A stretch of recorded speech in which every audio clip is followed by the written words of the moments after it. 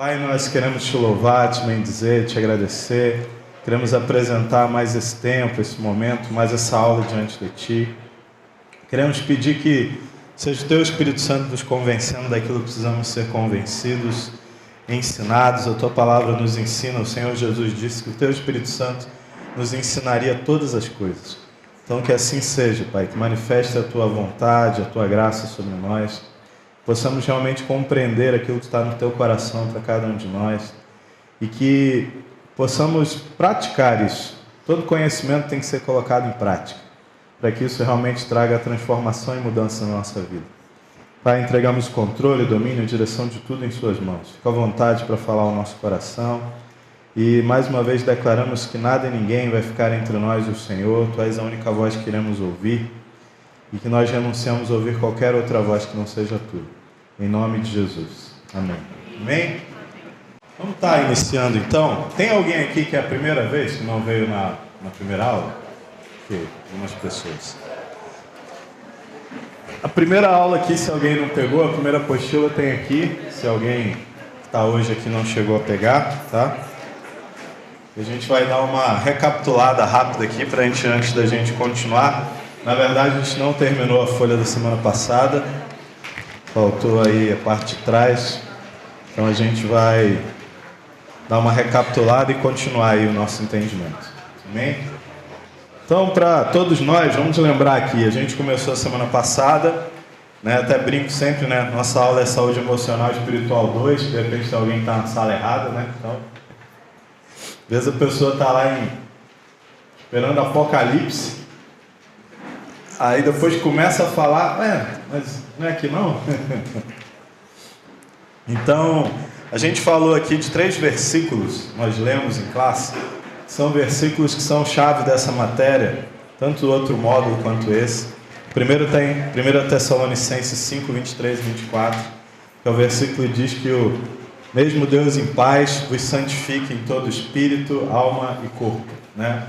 No sentido de que nós precisamos construir esse entendimento que essencialmente, prioritariamente, nossa vida é espiritual.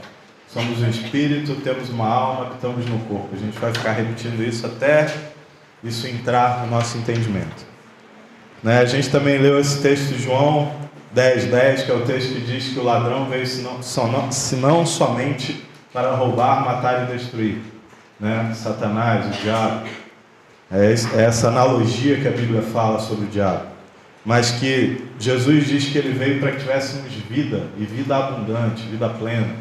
E a gente mostrou um gráfico, quem se lembra aí? A gente mostrou um gráfico das 10 principais áreas da nossa vida, mostrando essencialmente que as 2 primeiras, não por coincidência, mas especialmente, era a área espiritual e a área emocional. E a partir dessas 2 áreas, tudo vai se refletir nas outras áreas da nossa vida. Então a gente falou sobre isso. E a gente também leu o texto de João 8:12, que diz que Jesus é a luz, ou seja, falamos que a palavra de Deus, né, representando Jesus, ela vem para a nossa vida justamente para isso, para trazer luz às áreas escuras, às áreas que a gente ainda não tem entendimento, que a gente não tem conhecimento, né? E justamente por quê? Porque conhecimento é a arma que nós realmente precisamos. Repita assim comigo: conhecimento é o que eu preciso. Por quê? Porque a Bíblia nos ensina que o nosso povo, nós, perecemos por falta de conhecimento. Nós sofremos por falta de conhecimento. Né? Então, conhecimento é tudo que nós precisamos. E a gente leu aqui esse texto de Êxodo 6:9, que diz: Moisés anunciou exatamente isso aos filhos de Israel. Contudo, eles não ouviram a Moisés. Por quê? Por causa do desespero da alma e da cruel escravidão. Algumas versões diziam angústia, né? Desesperança. O que isso significa? Que a área da nossa vida que cai em angústia, em desesperança, em que há desespero da alma, é justamente nessa área que nós ficamos escravizados.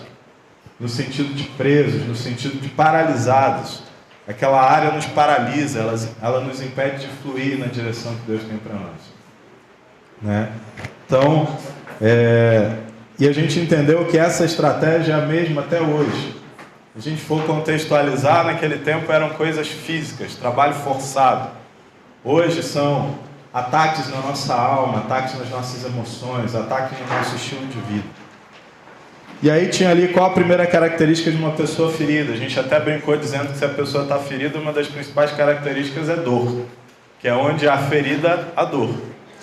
Mas a gente continua construindo um entendimento que, na verdade, a principal característica, ou a primeira característica, é que uma pessoa ferida, ela fere. Por quê? Porque aquilo que ela tem é aquilo que ela dá. Então a gente não tem como esperar de uma pessoa ferida que ela seja coerente, que ela seja sensata, que ela reaja com todas as situações cordialmente. Não, porque justamente ela está ferida.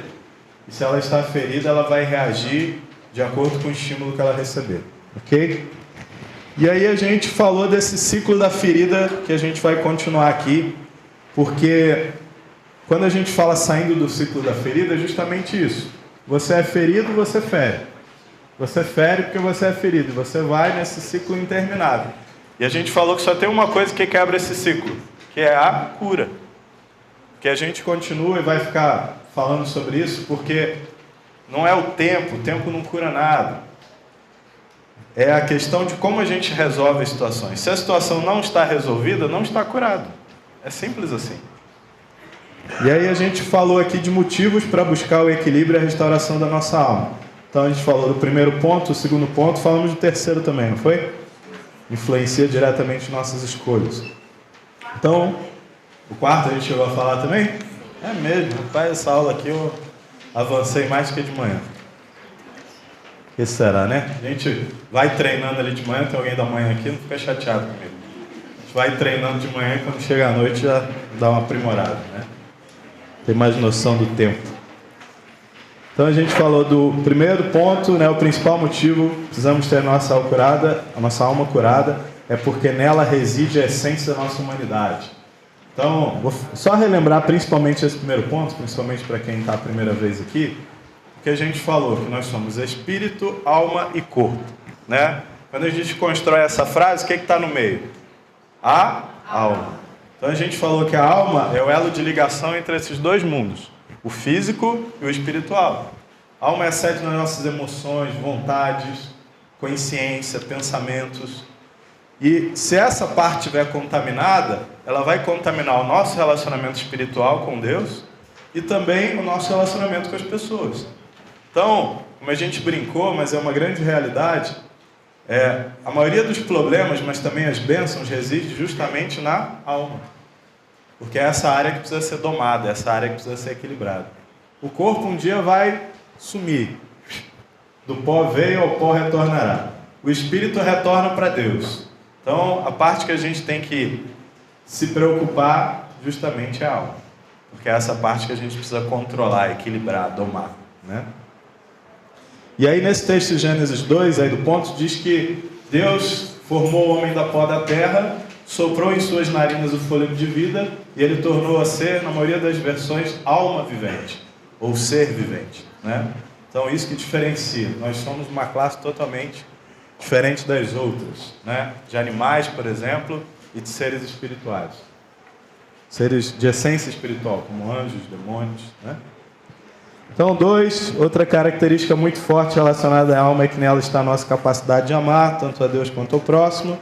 3, influencia diretamente nas nossas escolhas. E 4, nós também falamos, acabei de lembrar, nossas crenças estão totalmente... Estão me ouvindo?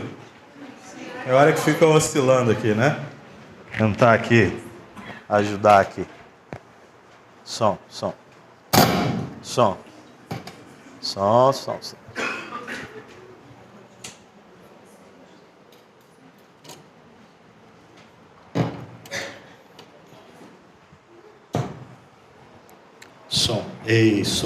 Vamos lá, vamos ver se agora ele fica. Então, item 5. Jamais poderemos entender completamente a vida se usarmos apenas o intelecto, né? Então pense uma coisa, por mais que a gente queira ser, nós não somos seres estritamente, somente racionais, seres lógicos, sim ou não? A gente não vai ter como lidar com todas as situações somente de forma lógica. A maioria das nossas escolhas e decisões, elas estão baseadas nas nossas emoções. Como a gente brincou, somente depois que a gente às vezes toma decisões totalmente voltadas pelo nosso sentimento, pela nossa emoção, às vezes a gente tenta racionalizar para justificar a nossa escolha. Não, mas eu fiz isso por causa disso. Mas às vezes no momento da escolha, da decisão, a gente não parou para pensar em nenhum desses detalhes. Tanto que uma coisa que a gente tem que entender, principalmente por isso que a aula é saúde emocional e espiritual, é que às vezes a gente coloca alguns empecilhos naturais, porque cada um de nós tem uma personalidade, um temperamento, e alguns são mais racionais, outros menos. A Bíblia mesmo nos recomenda dar um culto racional, ou seja, um culto com entendimento. Nós precisamos entender as coisas. Isso é uma necessidade do ser humano. Isso que a gente falou na semana passada, por exemplo, todo ser humano precisa de resposta. Quando a gente fica sem resposta, já começa a criar um problema. Só que queria que você pensasse uma coisa. Quando você se relaciona com uma pessoa, você vai conseguir se relacionar com qualquer pessoa. Quando eu digo relacionamento, não é homem e mulher. Qualquer tipo de relacionamento. É um relacionamento desprovido de sentimentos? Sim ou não? Todo relacionamento vai ter sentimentos envolvidos. Então, beleza. Estão construindo esse entendimento. Deus é uma pessoa? Sim ou não? Ele é a pessoa do Pai, do Filho e do Espírito Santo. Nesse tempo, quem atua na nossa vida? O Espírito Santo. Então, se ele é uma pessoa, vocês acham que a gente vai conseguir se relacionar com essa pessoa, construindo o mesmo entendimento que acabamos de falar, sem nenhum sentimento? Não é possível. Por isso não estou fazendo apologia a sermos emocionais demais, mas entendendo que nós teremos sentimentos. Não apenas como racionalizar, até porque a fé, ela também está ligada a sentimentos. Às vezes, a nenhum sentimento, porque você não está sentindo, mas você está decidindo crer. Mas quando você se apega a isso com sentimentos, aquilo ganha mais força para você. Então é bom a gente parar e pensar nisso, porque às vezes a gente também quer viver uma vida cristã, uma vida, né, de relacionamento com Deus apenas racional. Não, se eu não entender isso aqui, não funciona para mim. E não vai ser necessariamente assim na maioria das vezes. Porque a pessoa de Deus, literalmente é uma pessoa. E a gente precisa se envolver com Ele dessa forma. Senão o envolvimento não vai ser pleno. Cada um de um jeito. Alguns são mais contidos, outros menos contidos. Quando eu digo desse sentido de... Não estou falando de manifestações, estou falando do seu relacionamento diário com Deus.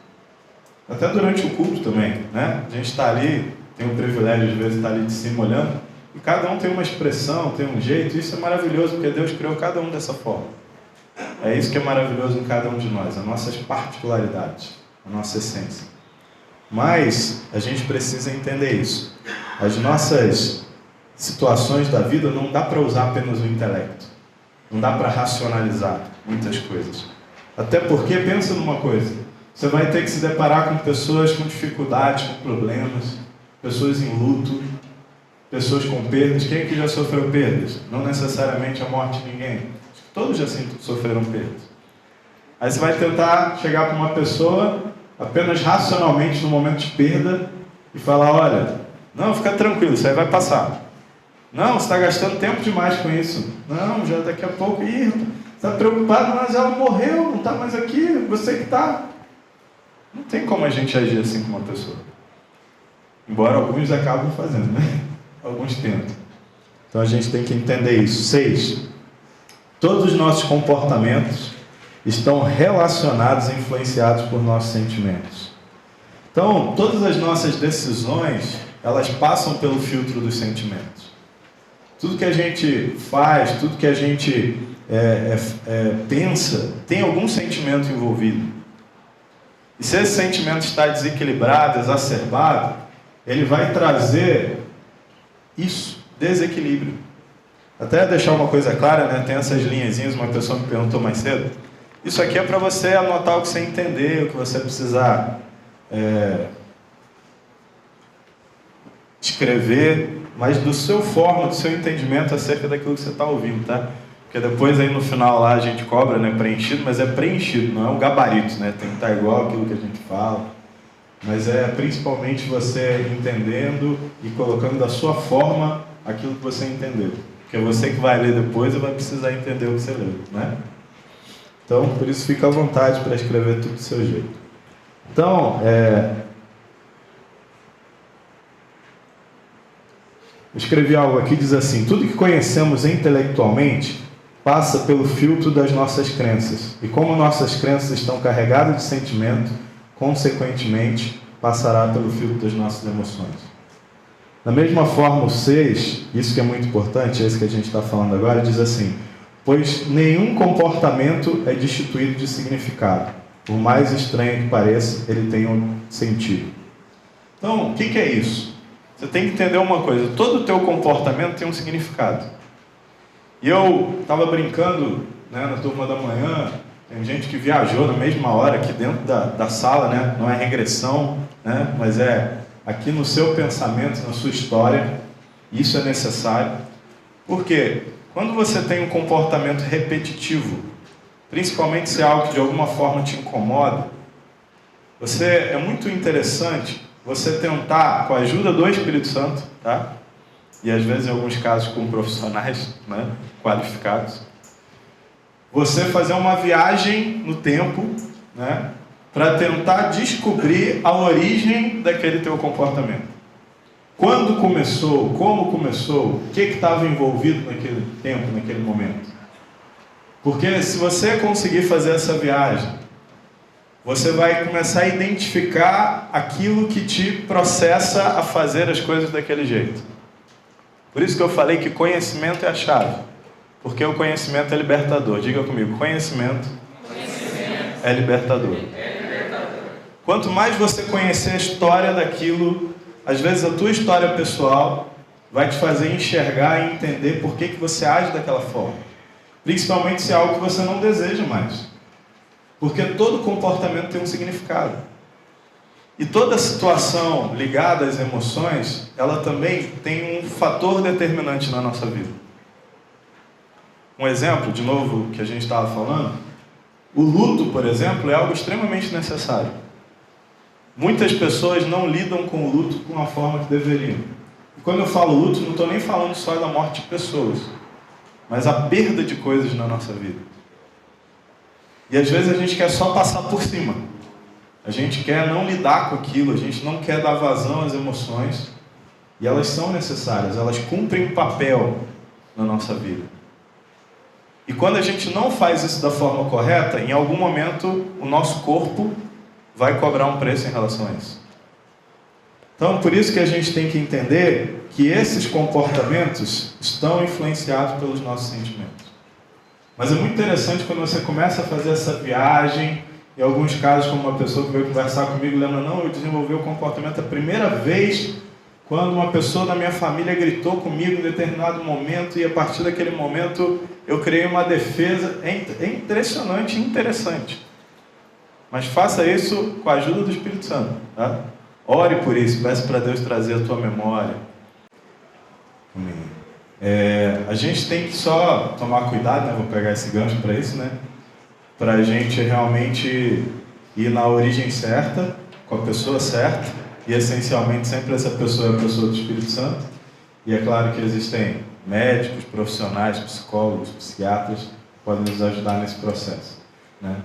Mas uma coisa que é muito importante a gente pensar, que Deus, Ele tem um desejo enorme que sejamos transformados. Diga assim: Deus deseja que eu seja transformado. E essa transformação sempre vai ser de dentro para fora. Por isso que a gente está trabalhando essas questões, né? Porque tem que ser de dentro para fora. Porque quando essa transformação interna acontece efetivamente, não tem como o exterior, literalmente, não demonstrar isso.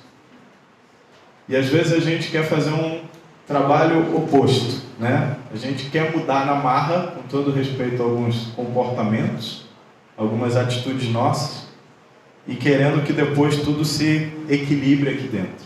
E aí isso não vai funcionar. Depois a gente conversa melhor, quero saber sobre isso aí para a gente poder construir algo, tá bom? 7, diz assim: e por último, nossa área emocional é fator primário de motivação. Por quê? Pensa de repente numa coisa desagradável que você odeia fazer. Pensa em algo aí que você procrastina, ou seja, adia o máximo possível. Com certeza, se você pensar nisso e você procurar lembrar disso, vai ver que isso te traz alguma emoção negativa. Porque as coisas que a gente traz, situações positivas, a gente quer fazer logo, a gente quer se envolver logo, a gente quer resolver logo. Quanto mais eu estou procrastinando aquilo, eu estou deixando aquilo de lado, eu não quero pensar naquela situação, não quero lidar com aquilo, significa que aquilo me traz uma carga negativa, emocionalmente falando. Isso tem uma origem. Escrevi aqui: tudo que pensamos fazer passa pelo filtro dos nossos sentimentos. Se o que queremos fazer nos traz um sentimento ruim, automaticamente ficaremos desmotivados para fazer. Ainda que façamos por algum motivo, faremos sem vontade. Então pensa numa coisa também que você não tem nenhuma vontade de fazer. Aquilo que só em pensar você, sem nenhuma explicação, estamos falando de desequilíbrio, não de coisas naturalmente, né? Não vou nem falar esse exemplo aqui. Mas, por exemplo, os homens, por exemplo, é muito raro, né, lavar louça. Entendi. É muito raro os homens que gostam de ajudar nas tarefas domésticas, né? Mas tem alguns, graças a Deus, né? Mas normalmente eles ajudam, alguns já vão levantando as mãos aí, né? As mulheres do lado já, glória a Deus. Obrigado, Senhor, por essa bênção, né? Mas normalmente não há esse desejo enorme de fazer isso, né? Mas a gente faz. Então não estou falando de algo assim que naturalmente falando não traria muito desejo de ser resolvido, né? Igual eu vou te falar, quando você tem alguma dificuldade com alguém, dificilmente você vai ter um desejo enorme de resolver aquilo, principalmente no exato momento que aconteceu. Mas a questão é que são coisas que trazem excessos, desequilíbrios na nossa vida, ao ponto de paralisar a gente. Ou seja, você pensa em fazer aquela situação, você não consegue lidar com aquilo. Então a gente precisa entender que, como nós falamos nos outros itens, existe algum motivo, existe uma origem, e a gente precisa lidar com isso, tentar fazer essa viagem para descobrir, né? Quando eu digo viagem aqui, né, na nossa mente, tentar descobrir o que está acontecendo e por que isso me paralisa, me bloqueia. E você normalmente vai descobrir que tem a ver com alguma experiência que você teve naquela área, com aquela situação. Vou te dar um exemplo. Eu tenho uma sobrinha que ela tem um pai muito agressivo, né? Assim, com palavras principalmente. E ela desenvolveu assim pavor disso, né? De contenda, de briga, de ouvir palavras fortes. Olha só, a gente brinca sobre isso, mas para a gente entender como isso é sério. Por isso que eu estou dando esse exemplo. E aí ela passou a adolescência dela assim nesse processo. Bem um belo dia ela encontrou a Cristo. Foi fazer parte de uma igreja, né? Se converteu, foi num acampamento como esse que a gente faz aí de jovens. E aí foi uma bênção, ela ficou toda animada e tal, e foi para a igreja. Não é essa igreja aqui, tá? Só para deixar claro. E aí ela foi para esse acampamento, feliz da vida, e retornou e começou lá a congregar na igreja, feliz. E um belo dia, o pastor da igreja, não o pastor da área dela, o pastor mesmo principal da igreja, ele estava muito irritado, muito chateado com algumas situações. E aí ele começou né, porque todos nós temos nossos dias, né? E ele começou a ser muito duro no púlpito com a igreja de modo geral. E aí tinha um grupo de jovens assim, sentados junto. Normalmente jovem anda em bando, né? E aí senta junto. Não, sem nenhuma ofensa, tá? É uma coisa positiva, né? E aí ele começou a se dirigir especificamente para o grupo de jovens. Inclusive estava para ter batismo, ela inclusive ia se batizar. E começou a fazer umas perguntas assim de supetão. E eles não sabiam as respostas. E conforme eles não sabiam a resposta, ele ia ficando mais irritado, ele ia falando cada vez mais grosseiramente, tal, e quando chegou nela, ela travou. E ele continuava quase, bravejando, e resultado disso, nunca mais ela quis voltar na igreja. Porque ela olhou assim, bom, em casa meu pai é desse jeito. Aí eu venho aqui agora essa figura de autoridade, né? Não é à toa que alguns até chamam o pastor de pastores, mas não somos pais não, tá? Somos pastores mesmo. E ela travou em relação àquilo. Ela não conseguiu mais. Até hoje ela tem dificuldade com isso. Então parece uma coisa muito simples, mas é muito profundo, porque a nossa história, as experiências que a gente teve, é isso que a gente vai começar a falar hoje, trazem consequências, às vezes um pouco duradouras sobre a nossa vida. Né? Então a gente quer falar sobre isso, né? Vamos aí para a nossa aula de hoje, né? Aula 2. A gente está falando ainda sobre alma ferida, para esgotar esse assunto, fala de características da alma ferida. Só que antes de a gente entrar propriamente nisso, eu quero dar 5 minutinhos aí. Pode ser em dupla, trio, né? Deixe sua preferência, não fique sozinho. E aí na lição tem assim, ó, vamos meditar nesse texto de Êxodo 6, 6, 8 e extrair algumas promessas. Então, junta aí 2, 3 pessoas, até 4, não tem problema. Eu estou fazendo pequeno assim, porque quando eu faço 6, 7, vocês bagunçam a classe toda, né? Aí depois para colocar as cadeiras no lugar leva tempo. Eu vou dar 5 minutinhos para vocês lerem esse texto lá, de Êxodo 6, 6 a 8. Para vocês lerem e extraírem algumas promessas lá que Deus promete aí nesse texto. Vamos lá então. Primeiro, vamos entender 2 coisas. Por que a gente está fazendo esse trabalhinho, por exemplo, de ler esse texto para extrair essas promessas? Porque se vocês lembram, na primeira aula, a gente leu o texto de Êxodo 6:9, né? Em que Moisés falava, Deus anunciou estas coisas, porém o povo não conseguiu crer ou viver dessa forma por causa do desespero da alma e da cruel escravidão. Então, que coisas foram essas que a gente está vendo aqui que Deus anunciou através de Moisés? Então, por isso que a gente fez esse trabalhinho lá de Êxodo 6, do 6 ao 8. Então, vocês aí que fizeram, qual foi a primeira coisa aí que Deus falou aí através de Moisés? Livrar da escravidão. Então, primeira coisa, o que seria? Libertar da escravidão. Na verdade, não. Vamos lá no 6. Primeira coisa, na versão NVI diz assim, eu os livrarei do trabalho imposto pelos egípcios. Ainda não. Por que isso é importante? Porque tem uma outra versão que diz, por exemplo, que tiraria debaixo das cargas. Por isso que às vezes é bom a gente estudar mais de uma versão, né? Então, por que é isso? Porque ainda não era livrado da escravidão.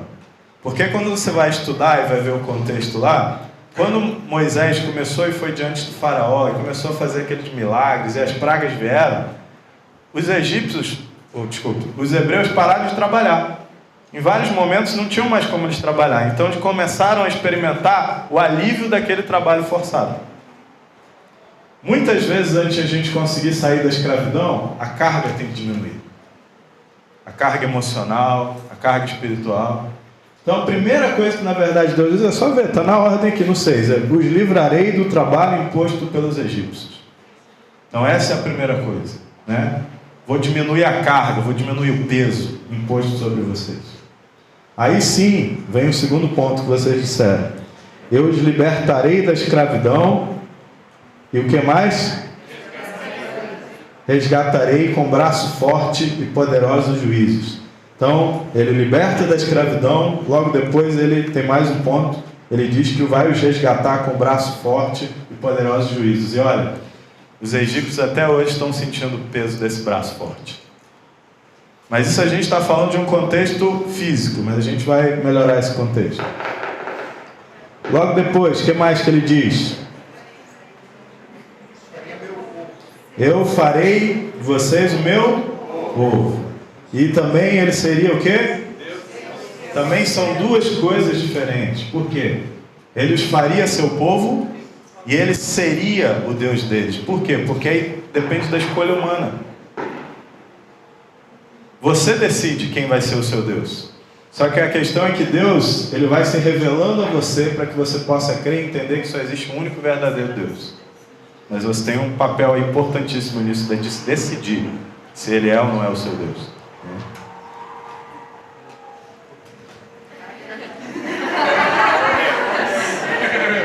Vamos voltar aqui, saúde emocional, espiritual. Não perca a saúde, né? E aí, continuando, o que mais ele fala depois? Farei entrar na terra prometida.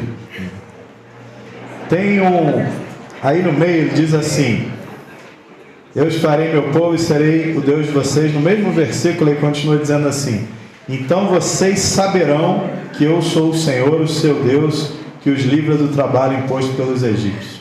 A chave dessa final do versículo é o saberão. Esse saberão ele fala de conhecimento.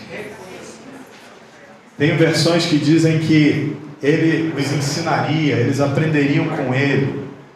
Então, por que é importante isso? Porque a gente tem dito que conhecimento é chave, conhecimento é importante, conhecimento liberta. Então isso fala de relacionamento, relacionamento com Deus, aprender quem Deus é. Como a gente aprende sobre Deus hoje? Por isso que a gente está aqui estudando, né? E aí, reconhecimento, sim. E aí vem mais um ponto, né, que vocês acabaram de dizer, diz que ele os faria entrar na terra. Mas não somente isso, ele os faria entrar na terra e daria a sua herança. Algumas versões, possessão, ou na NVI, propriedade. Ou seja, eu não apenas vou fazer vocês entrar na terra, mas essa terra vai passar a ser de vocês. Interessante. Só que pensa uma coisa. Moisés anunciou todas essas promessas. Dependendo da forma que você fez essa separação, ele vai dar ali entre 7 e 8 promessas. Alguns talvez 6, se juntarem alguns pontos. Mas entre 7 e 8 promessas. Não vamos fazer né? Não, tem que ser 7, tem que ser 8. Não. Mas olha a quantidade de coisas que Deus anunciou através de Moisés para o povo. Só que por causa do desespero da alma e da escravidão, eles não conseguiam crer nisso, eles não conseguiam viver isso naquele momento. Prova disso, da escravidão do povo, é que Deus faz essa primeira parte, até aqui, ó, liberta da escravidão, tira as cargas, resgata com braço forte, torna povo, e aí estão eles lá diante do Mar Vermelho. Andaram aquilo tudo, estão lá diante do mar, e aí o povo começa a resmungar, murmurar e dizer: mas você nos tirou de lá para morrer aqui? Então deixava a gente lá, pelo menos lá tinha comida, tinha isso, tinha aquilo, eles reclamando. Aí Moisés é contaminado, né, pela murmuração do povo, lá, Deus, o povo está reclamando aí, não sei o que eu faço com as minhas palavras. Vai ler lá depois, em Êxodo. Aí Deus fala: o que vocês ainda estão esperando? Diga ao povo que marche. O mar está aí diante de vocês, já fiz aqueles milagres todos, enviei aquelas pragas sobre o Egito, inclinei o coração de Faraó, tudo isso aqui aconteceu, e vocês ainda não conseguem crer? Só que sabe o que é importante a gente entender e contextualizar isso? É a mesma estratégia até hoje, diabólica, sobre as nossas vidas. Pega esse contexto ali, um contexto físico, como a gente está falando que a nossa essência é espiritual, traz para o nosso contexto hoje e olha de uma ótica espiritual. Diga assim, espiritual. Todas essas promessas que Deus anunciou através de Moisés para o povo de Israel são as promessas de Jesus para nós. É só você ler cada uma delas. Vou tirar as cargas, vou libertar vocês da escravidão do pecado. Vou resgatar vocês com braço forte, e alguns aí, o braço teve que ser muito forte mesmo. Poderosos juízos. O que diz poderosos juízos? A justiça de Deus. Nos tornaria seu povo a partir do momento que você reconhece Jesus como seu Senhor e Salvador. A Bíblia diz que temos o direito de nos tornar filhos de Deus. que Ele seria o Deus deles, a partir do momento que nós confessamos Jesus como Senhor e Salvador, Ele se torna o nosso único e verdadeiro Deus. Que aprenderíamos com Ele, direto. Jesus é a palavra. E ainda um dia, a gente vai entrar numa terra prometida aí, e a terra vai ser nossa, eternamente. Então, tudo isso são as promessas de Jesus para nós, que todos ouvimos de várias formas. Só que essa é a questão. Assim, talvez como aquele povo, não nós aqui, isso não acontece com a gente. Está aqui só para estudar e ajudar os outros. Mas brincadeiras à parte, da mesma forma, ouvimos inúmeras promessas, mas temos dificuldade de crer e viver de acordo com essas promessas, por causa do desespero da alma e da cruel escravidão. Por isso que precisamos fazer essas viagens e identificar quais são as áreas da nossa vida que ainda estão escravizadas. Como descobrimos se a área da nossa vida está escravizada? Se ela ainda está em constante desequilíbrio, se ela ainda nos paralisa, se ela ainda nos impede de fazer algo, de agir, os nossos comportamentos repetitivos, não coisas boas ou coisas normais, porque o ser humano, embora não seja um animal, ele também aprende pela repetição. Quanto mais algo vai sendo repetido, mais vai se familiarizando para nós. Só que isso tudo é um contexto espiritual que a gente precisa enxergar e entender. Por isso que a gente, eu falei isso mais cedo, falei também no culto das 11, a gente precisa entender que Jesus, tudo que ele veio fazer foi apenas cumprir o Velho Testamento. O Velho Testamento, por isso que eu gosto tanto de falar em coisas, às vezes, em analogias em cima do Velho Testamento. Por quê? Porque ele não pode ser descartado. A única coisa que não vale mais para nós são a aplicação de leis e contextos que não cabem mais a nós. Mas Jesus, ele cumpriu todas as leis. Principal exemplo disso, não existe remissão de pecados sem derramamento de sangue. Não existe. Isso é uma lei espiritual, uma lei bíblica. Primeira coisa que Jesus veio, derramou o seu sangue por cada um de nós, morreu na cruz, para que houvesse remissão de pecados. Animais eram mortos, ele se fez o animal, ele se fez o cordeiro, para que isso tivesse, a partir desse momento, um efeito sobre a nossa vida. Então Jesus veio cumprir. Então é muito interessante a gente olhar para essas situações e ver que a gente pode aplicar isso num contexto da vida que temos hoje. E entender que as estratégias diabólicas são as mesmas, mas graças a Deus a promessa de redenção também é a mesma. E no nosso caso, o Salvador já veio. E a gente tem agora o direito de ter a vida abundante. Então, vamos acompanhar aí na lição? Vamos ler aí? Por isso que a gente está falando dessas coisas. Diz assim: o problema da alma ferida. Muitas vezes nos vemos tristes, medrosos, sem fé, ansiosos e deprimidos, repletos de desejos indizíveis, ou seja, não sabemos nem expressar. Sem dúvida, essa perda do nosso potencial humano inato é a maior de todas as tragédias. Quanto mais sabemos sobre o modo pelo qual perdemos nossa espontânea capacidade de nos maravilhar e nossa criatividade, melhor podemos encontrar um meio de recuperá-las. Resumindo, quando o ser humano perde a capacidade de admirar, se maravilhar, você pode pensar assim: pastor, isso aí não vai funcionar comigo, eu não sou criativo. Quem disse? Todos têm um potencial de criatividade. Uns mais do que os outros, uns desenvolvem mais, outros menos. Uns não foram ensinados, não foram treinados, não foram afirmados na sua infância. Mas todos nós temos o potencial de criatividade. A diferença é que cada um de nós vai aplicar mais numa área do que na outra. E cada um de nós tem uma personalidade, um temperamento. Mas não existe só algumas pessoas são criativas e outras não. Deus deu esse dom para cada um de nós. Mas quando ele fala aqui que perdemos a capacidade de nos maravilhar, é no sentido da gente entender. Vou dar um exemplo bobo aqui, básico. Você tem lá aqueles dias de chuva terríveis aí. O negócio fica cinza, nublado. Você não vê a hora de passar aqueles dias, para quem não gosta desse tipo de tempo. Tem gente que gosta. E aí, de repente, mas mesmo quem gosta, vários dias, começa a ficar complicado, E aí, de repente, no dia seguinte, muda todo o cenário, sai aquele sol lindo, né? Mas você olha para isso e isso não representa nada para a sua vida. Tem algum problema. Você não conseguir olhar para esse cenário, para essa paisagem, para essa mudança, e aquilo gerar algum impacto em você, tem algum problema.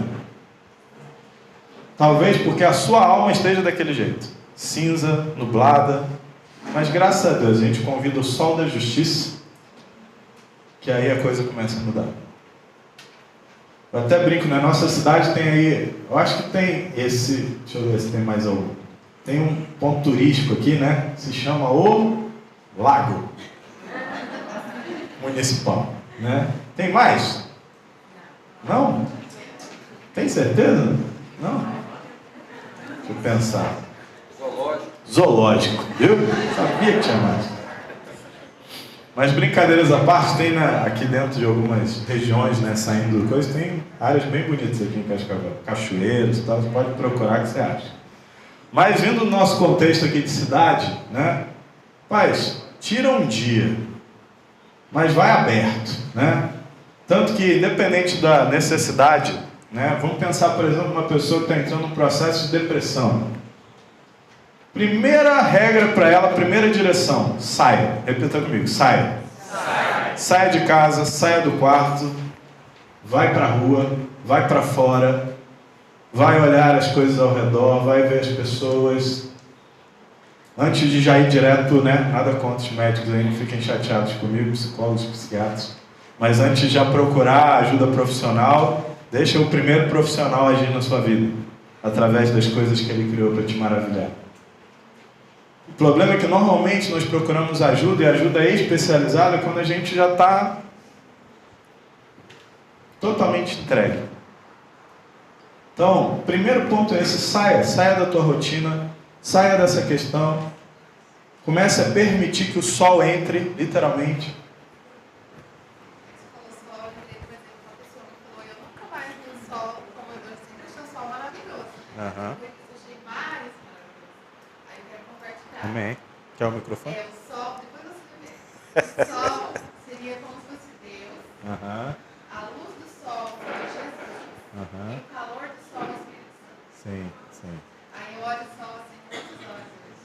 Legal, show. Conheço esse exemplo. A gente usa também o exemplo da água, né? A água em seu estado líquido é Deus, gasoso Espírito Santo e sólido Jesus, né? Porque é uma única fonte com diversas atuações, né? Então lembra disso, né? Deus não criou as analogias da natureza toda, tudo tem um propósito, literalmente para nos maravilhar, e é isso que a gente não pode perder, essa capacidade. Se você está perdendo, começa aí a pedir para Deus restaurar, né? Vamos continuar? Rapaz, se a gente pudesse, a gente falava o dia inteiro só sobre algumas coisas, mas a gente tem um horário a cumprir. Diz assim: como a alma ferida contamina a vida, isso é muito importante. A princípio pode parecer absurdo, mas muito do que estamos sofrendo atualmente está ligado à criança ferida que ainda vive em nós. Preste atenção nisso. Essa criança interior, negligenciada e ferida no passado, se torna uma grande fonte de problemas que ainda vivemos hoje. O que isso quer dizer? Tudo que você viveu na sua infância vai trazer um peso para a sua vida. Coisas positivas, coisas negativas. Sabe qual é o problema? Lembrando para aquilo que a gente sempre fala do tempo. A gente acha que o tempo tem esse papel, né, de curar. E o tempo não tem esse papel. Ele só tem o papel, como a gente brinca, de passar. Inclusive está passando ali. A gente tem que, né, tomar cuidado. Claro, tem algumas situações que elas precisam de um amadurecimento para a gente lidar com elas. Mas não no sentido de achar que quanto mais tempo passar, aquilo vai estar resolvido. E eu quero te dar uma triste notícia, infelizmente. Você cresceu e amadureceu, não é verdade? A criança cresceu e amadureceu. A ferida também. Ela cresce e amadurece, junto com você. Então, se ela não está resolvida, ou seja, se ela não está curada, não está resolvido. Não importa o tempo que leve, não importa o tempo que tenha levado, passado, você esteja pensando, mas pastor, eu tinha 3 anos de idade quando isso aconteceu. Você lidou com isso? Você resolveu conscientemente? Conversou com alguém sobre isso? Talvez seja a fonte e a causa dos seus comportamentos hoje. Por isso que a gente está falando disso. Porque é uma coisa que a gente às vezes negligencia, né? Se dar um exemplo, a gente vai continuar falando, e aqui tem alguns pontos, até uma coisa que eu quero diferenciar, a gente vai falar melhor. Tem algumas situações aqui, comportamento agressivo, tal, algumas situações que a gente consegue identificar que existe um problema. Mas a gente tem que diferenciar coisas normais de coisas anormais. Essa é a questão, tá? Mas a gente já vai chegar nisso. Vou te dar um exemplo. Hoje em dia se fala muito em bullying, né? Nunca se falou tanto sobre isso. Isso sempre existiu, só mudou o nome. Era zoação, gozação. O que mais? Fala aí, quem é de um tempo aí mais... Não se acuse. Tirar sarro, o que mais? Tem vários nomes, né? Claro que hoje a gente consegue identificar isso de uma forma específica. Estou brincando assim, mas isso é muito sério. Só que, entende uma coisa, isso que acontece hoje, e a gente consegue identificar e dar um nome específico, sempre aconteceu. A diferença é que as pessoas se calavam, não davam importância, achavam que aquilo ia passar, e simplesmente negligenciavam isso. E não tinha internet para ficar filmando e gravando, né? Só que pensa sobre isso. Pensa numa criança que vai para uma escola, é o início da sua vida, mas já é um processo da criança, né, para o ser humano se desgarrar da sua família, dos seus pais, porque é isso que está acontecendo. Ela está ali num ambiente específico todos os dias, de repente ela vai para um novo ambiente, com pessoas novas, pessoas estranhas, pessoas que ela nunca viu na vida, alguns da sua mesma faixa e outros adultos. E ela começa a conviver, e em determinado momento, algo acontece em relação a ela. Um comentário, uma exclusão, um processo de rejeição, uma zoação mais severa, né, como cortar o cabelo, né? São inúmeras coisas, a gente não vai ficar falando sobre isso muito tempo agora. Só para a gente construir um entendimento sobre isso. E aí como é que você acha que... Aí essa criança vem para casa, aí ela fala com seus pais que aconteceu algo. E aí, se esses pais não derem atenção devida a isso, vai para, não, isso é assim mesmo.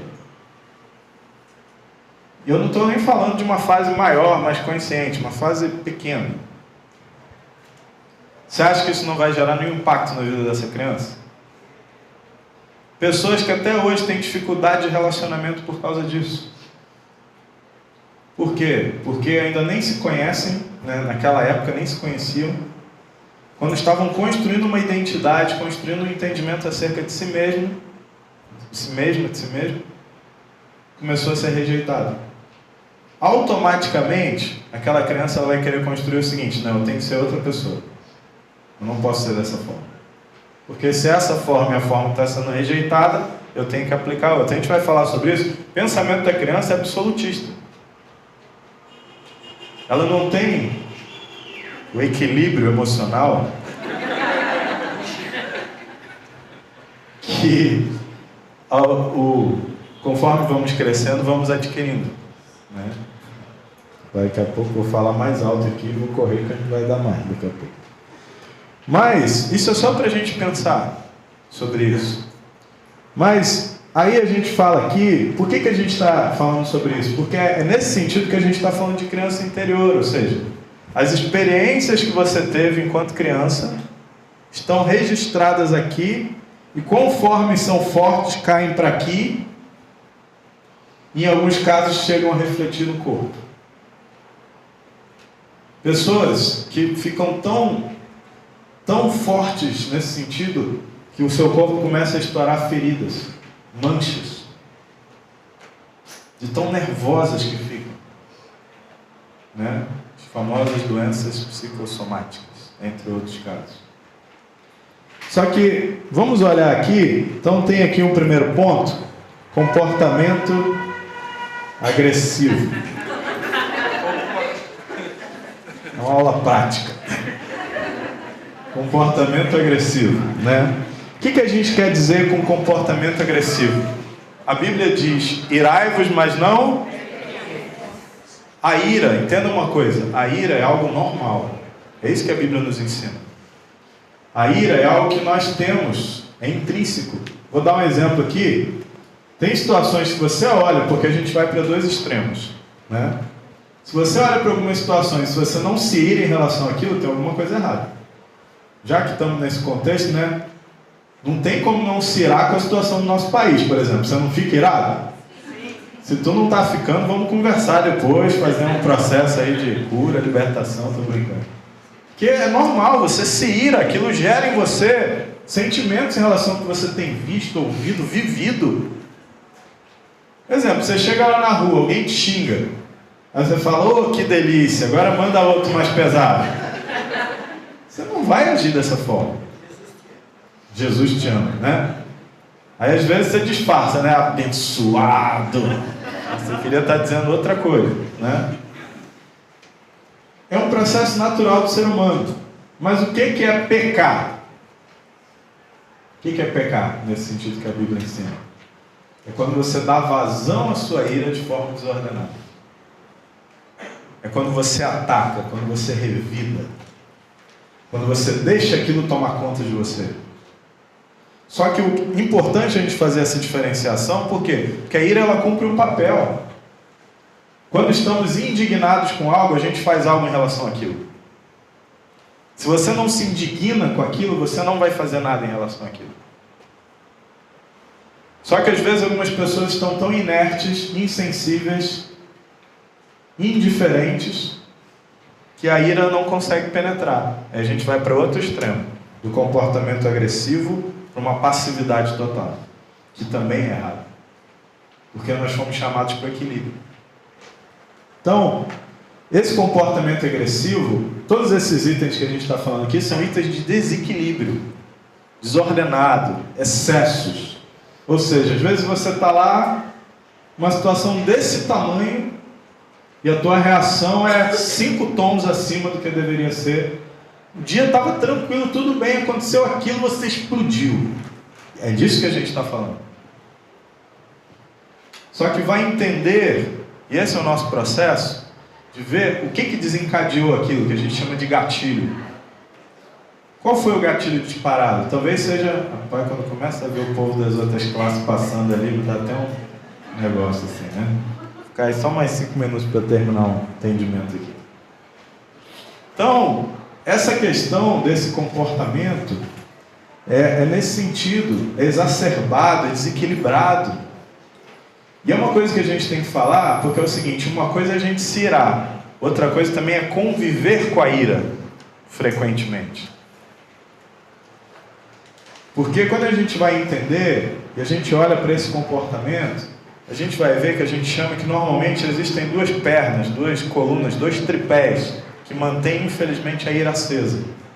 São situações de vergonha e injustiça que a pessoa sofreu ao longo da vida. Existem inúmeras outras situações, mas essas vamos colocar assim como as top 10 da situação. Quanto mais situações de vergonha, lembra da situação do bullying que a gente estava falando? Quanto mais situações de injustiça, mais a ira permanece acesa dentro de nós.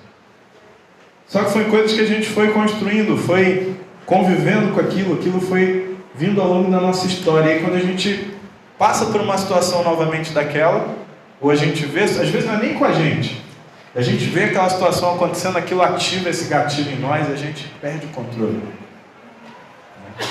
Até brinquei de manhã, meu pastor do Rio, né? Ele era um senhorzinho, ele muito sábio, e ele falava assim, bem calmo, tranquilo. Ele brincava falando assim, meu irmão, porque só homem tem esse problema, mulher não tem, né? Graças a Deus. Quer ver se o irmão é crente mesmo? Bota ele no jogo de futebol, né? Bota lá no futebol, ainda de preferência, deixa ele dirigindo para casa depois, né? Para ver como que ele vai agir nesses dois mundos aí, no futebol e no trânsito, né? Rapaz, trânsito é desafio, né? Meu Deus, homens aí, vocês sabem. Então, gente, a gente vai ficar por aqui hoje, ó. Daqui a pouco vamos ter que ficar mesmo. Mas o importante é a gente entender que tudo isso aqui são coisas que a gente tem que identificar para a gente lidar na nossa vida, mas não são irreversíveis, né? Oi, Fred? CR depois, né? E principalmente o Espírito Santo, ele veio justamente para isso, para transformar e equilibrar nossas emoções. Amém? Vamos ficar de pé, vamos orar. E aí a gente vai aí para falar aqui festa, né? Alguns chorar, outros comemorar, mas vamos, né, continuar orando pelo nosso país, né? Amém? Não dá para fugir das emoções, né? Não. Mas não se irem. Irem, mas não pequem.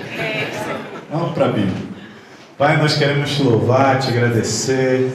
Queremos te pedir, Deus, que o Senhor realmente nos leve em paz. E tudo aquilo que foi falado, o teu Espírito Santo que nos convence o homem do pecado, da justiça, do juízo, nos ensina todas as coisas. Que nós possamos realmente, debaixo das tuas revelações, que o Senhor tenha acesso ao nosso íntimo, ao nosso coração, e possamos realmente experimentar equilíbrio na nossa vida. Mas principalmente todo o conhecimento que o Senhor nos traga para colocar em prática na nossa vida e na vida daqueles que estão ao nosso redor. Nos dá uma semana de paz, uma semana diferente. Aqueles que ainda vão permanecer, que possam cultuar o Senhor com intensidade, com entendimento, com verdade. Como a Tua Palavra nos ensina, em espírito e em verdade. Mas que também possamos sair daqui novamente para os nossos lares, para junto das nossas famílias, e poder usufruir e aproveitar de toda essa abundância que o Senhor conquistou para nós. Em nome de Jesus. Amém. Amém. Obrigado, Deus abençoe.